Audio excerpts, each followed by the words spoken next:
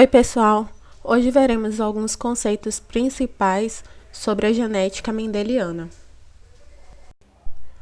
Olá, eu me chamo Ana e vou falar um pouco sobre quem foi Gregor Mendel. Gregor Mendel, conhecido como o pai da genética, nasceu em julho de 1822, no atual território da República Tcheca. Ele era filho de pais camponeses e gostava de observar e estudar as plantas.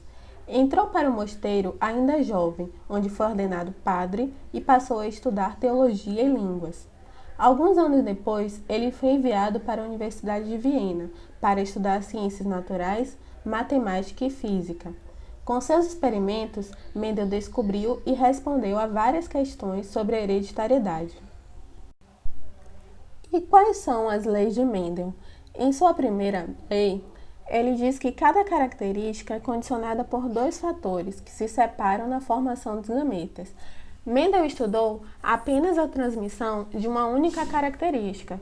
Por exemplo, cruzou sementes amarelas com sementes verdes e, de acordo com ele, todas as características de um indivíduo são determinadas por genes que se segregam durante a formação dos gametas, sendo que assim, pai e mãe transmitem apenas um gene para seus descendentes.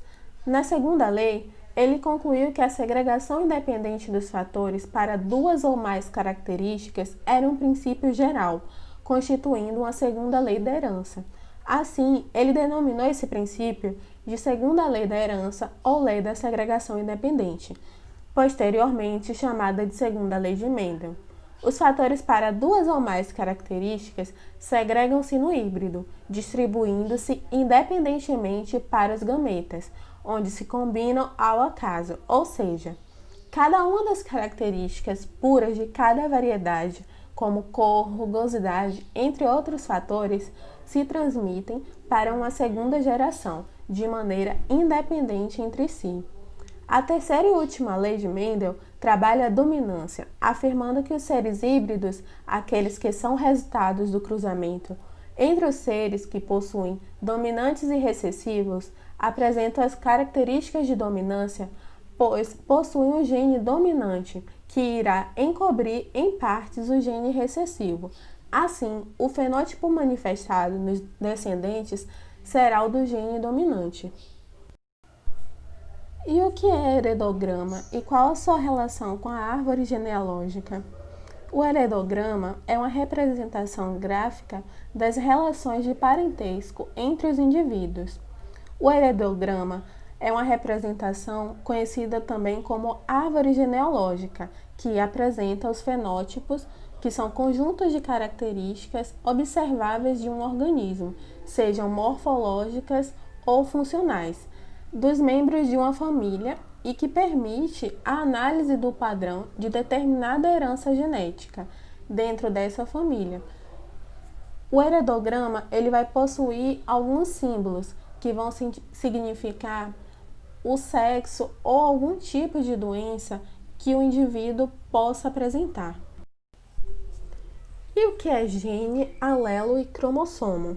O gene é cada segmento do cromossomo capaz de determinar a produção de uma proteína e, portanto, capaz de controlar uma característica morfológica ou funcional do indivíduo. O alelo, em um mesmo par de cromossomos homólogos, os genes localizados em posições correspondentes são os alelos e atuam sempre o mesmo caráter. Por exemplo, se em uma espécie animal um determinado alelo determina a cor dos olhos, o outro alelo do mesmo par também atua sobre a cor dos olhos. O cromossomo são os filamentos de cromatina que vão estar presentes nas células. Bom, diferenciando o alelo recessivo do alelo dominante, denominamos de alelo dominante aquele que sozinho consegue expressar uma determinada característica. Já o alelo recessivo só consegue se expressar aos pares. E quais foram as contribuições de Mendel para a genética moderna? As leis de Mendel são um conjunto de fundamentos que explicam o mecanismo de transmissão hereditária durante as gerações. Além de ser possível entender a herança geneticamente, as leis ajudaram a entender e explicar algumas doenças, tais como a fibrose cística e a anemia falciforme, que é ocasionada por um grupo de distúrbios hereditários no qual os glóbulos vermelhos assumem formato de foice, por isso o nome.